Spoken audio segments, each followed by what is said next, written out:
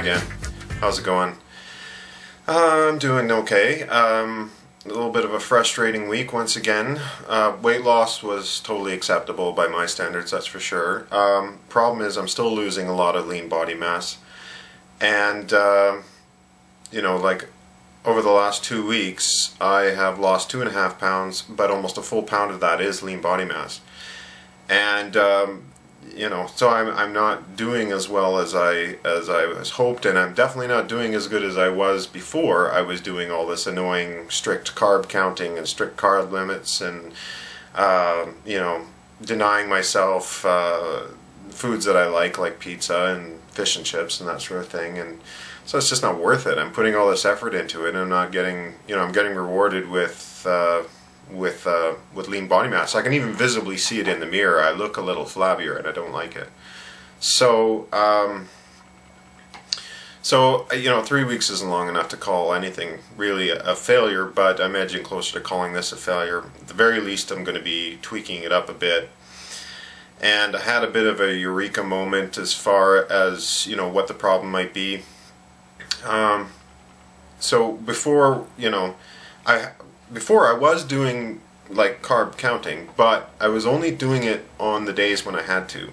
And so, you know, I kind of got into a pattern over the last couple of months where I was eating a lot on workout days, and then the morning after I'd be, you know, above my weight targets, and so I'd have to have a keto day.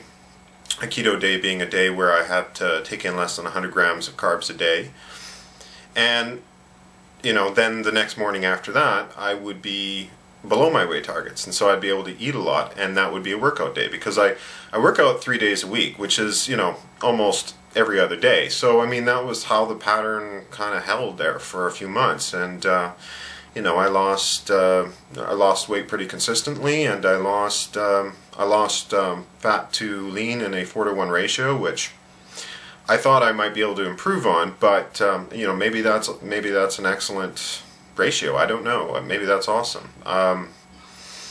It'll definitely get me to where I want to be. So maybe I just need to have a little bit more patience with it. Anyway, I was thinking about, you know, what about that particular approach is better than the way I'm doing it now, and it struck me that it might have something to do with the hormone leptin.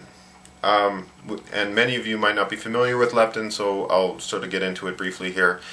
Leptin is a hormone that does a lot of different things, like most hormones do. But what it does, you know, particularly when it comes to body weight regulation, is it helps your body burn fat. Like, it helps fat oxidation. It promotes it. And the fatter you are, the more leptin is in your blood. So, believe it or not, the fatter you are, the easier it is for you to burn fat. It's actually very difficult for very lean people to lose weight and make sure that that's all fat that they're losing. They usually end up losing a lot of lean body mass as well. And so anyway, leptin, it's highly correlated with fatness. It's also correlated with carbohydrate intake. So what happens when you're dieting, and it doesn't matter whether you're low carb or not, like, you know, everybody who's dieting is sort of just accidentally also bringing their carb level down. And once you've been doing that for about a week, your leptin levels fall between 30 and 60%.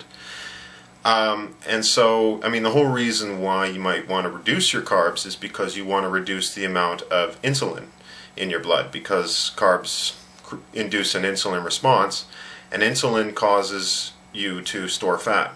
So you're trying not to store any more fat, and the problem is that after your leptin levels drop, you're in a catch-22 situation where you might not be storing a lot of fat, but you're also having a hard time burning fat. And but the nice thing about leptin is that your levels of leptin will shoot back up to normal if you refeed your body with carbohydrates. And so I think that what I was doing before, and even though this, you know, I wasn't doing it intentionally, it was totally accidental, I was actually keeping my leptin levels well regulated, because, you know, I'd be you know, having these keto days, and then right after I'd be taking the brakes off and refeeding my body with carbs, and so I never got to the point where I was chronically depressing my leptin levels.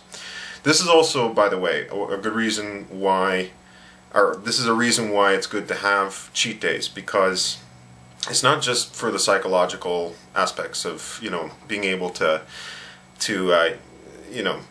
get in all the foods that you've been craving for a long time and denying yourself, but it's also physiological, because mainly leptin, but there's also other hormones too that get all screwed up because of when you're dieting, and cheat days help to reset those and make it easier to lose. So so I'm going to be tweaking what I'm doing a little bit. I'm not exactly sure how, you know, the particulars of the plan, but I've got, you know, the general idea floating in my head of how I'm going to do it. You know, it's going to be sort of reintegrating some more of that cycling that I was doing before. We'll see what happens. We'll see what I come up with. I'll tell you all about it next week. Anyway, for now, have a great week, and I will see you all next time. Okay, bye-bye.